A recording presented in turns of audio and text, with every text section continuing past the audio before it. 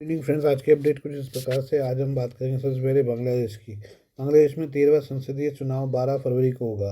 मुख्य निर्वाचन आयुक्त AMM नासिर उद्दीन ने गुरुवार को यह घोषणा की। अगस्त 2024 में छात्रों के नेतृत्व में हुए हिंसक विरोध प्रदर्शन में प्रधानमंत्री शेख हसीना को सत्ता से हटाए जाने के बाद यह पहला चुनाव होगा। मुख्य निर्वाचन आयुक्त ने कहा कि मतदान गुरुवार 12 फरवरी 2026 को होगा। इस चुनाव में पूर्व प्रधानमंत्री शेख हसीना की पार्टी आवामी लीग हिस्सा नहीं ले पाएगी।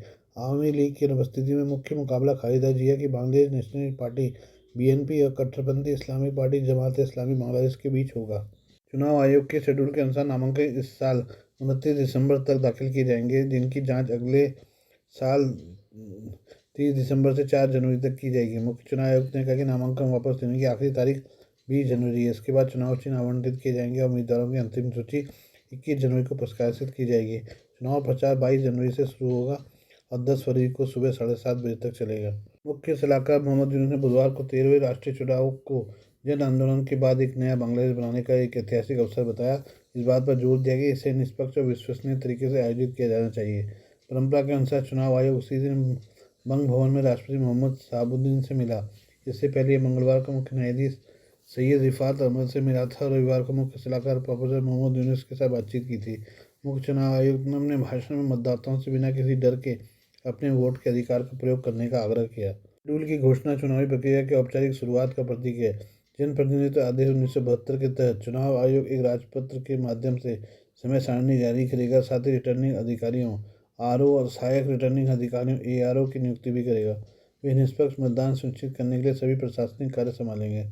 आचार संहिता के अनुसार चुनाव प्रचार मतदान से केवल 3 दिन 21 दिन पहले शुरू हो सकता है।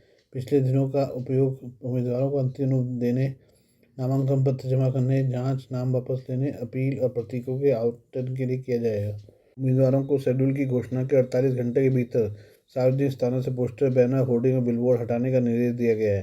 चुनाव आयोग कैबिनेट डिवीजन को एक अर्ध सरकारी पत्र भी भेजेगा, जिसमें सहायता मांगी जाएगी और अनुरोध किया जाएगा कि परिणाम प्रकाशित होने तक फील्ड स्तरीय अधिकारियों का तबादला न किया जाए।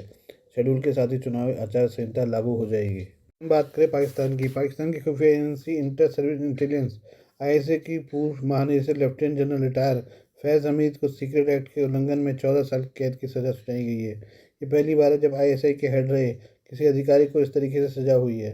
पूर्व प्रधानमंत्री इमरान खान के करीबी रहे फैज़ को असीम मुनीर का मौजूदा तंत्र पसंद नहीं करता है। फैज़ साल 2021 में अफगानिस्तान पर तालिबान के कब्जे के बाद काबुल के एक होटल में चाय पीने के लिए चर्चा में रहे थे। फैज़ हमीद पहले DG ISI रहने के अलावा पेशावर के कोर कमांडर का पद भी संभाल चुके हैं। पाकिस्तानी सेना की मीडिया विंग ISPR ने गुरुवार को जारी बयान में कहा कि फैज़ के खिलाफ पाकिस्तान आर्मी एक्ट के तहत फील्ड जनरल कोर्ट मार्शल के जरिए अगस्त 2024 में कार्रवाई शुरू की गई थी।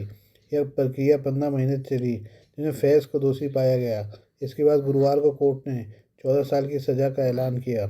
ISPR के अनुसार फैज़ हमीद के खिलाफ 4 आरोपों को आधार पर बनाकर कार्रवाई की गई। इन आरोपों में राजनीतिक गतिविधियों में शामिल होना, ऑफिशियल सीक्रेट एक्ट का उल्लंघन, अधिकार और सरकारी संसाधनों का दुरुपयोग और संबंधित व्यक्तियों को गैरकानूनी नुकसान पहुंचाना शामिल है। पाकिस्तान आर्मी के बयान में कहा गया कि लंबी कानूनी कार्रवाई के बाद फैज़ को सभी आरोपों में दोषी पाया गया और कोर्ट ने 14 साल की कड़ी कैद की सजा सुनाई। फैज़ पर यह सजा 11 दिसंबर से ही लागू हो गई है। सेना ने मुकदमे में सभी कानूनी प्रावधानों का पालन होने की बात कही है। पाक सेना का कहना है कि मुकदमे के दौरान आरोपी फैज़ को अपनी पसंद की डिफेंस टीम सहित सभी कानूनी अधिकार दिए गए। हालांकि इसके बावजूद फैज़ पर सभी आरोप साबित हुए। सेना की ओर से ये जानकारी भी दी गई कि दोषी पाए गए फैज़ के पास संबंधित फोरम में अपील करने का अधिकार है। पाकिस्तानी सेना ने यह भी कहा कि फैज़ हमीद को की राजनीतिक तत्वों के साथ मिलीभगत, राजनीतिक उथल पुथल और अस्थिरता से जुड़े मुद्दों की अलग से जांच की जा रही है। असीम मुनीर और शहबाज शरीफ सरकार के रुख को देखते हुए फैज़ को इन मामलों में भी सजाएं सुनाई जाने की संभावना है।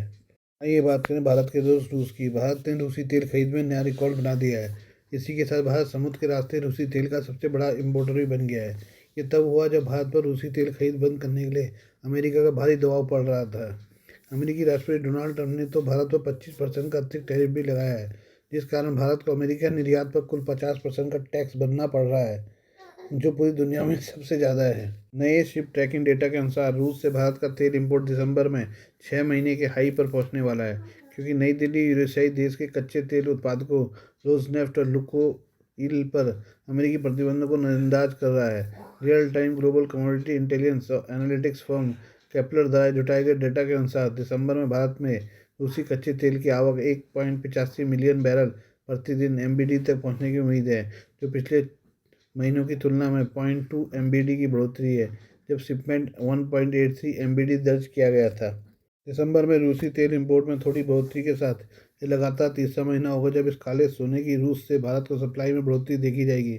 रिकॉर्ड के लिए भारत ने अक्टूबर में रूस से 1.48 एमबीडी कच्चे तेल का इंपोर्ट किया था, जिसमें नवंबर में काफ़ी बढ़ोतरी हुई और ये 1.83 एमबीडी हो गया। दिलचस्प बात यह है कि रूस से भारत का दिसंबर का इंपोर्ट अभी भी तक 1.85 एमबीडी है, जो इसे जून 2025 के बाद सबसे ज़्यादा बनाता है, जब दक्षिण एशियाई देश ने मॉस्को से 2.10 मिलियन बैरल प्रतिदिन खरीदा था।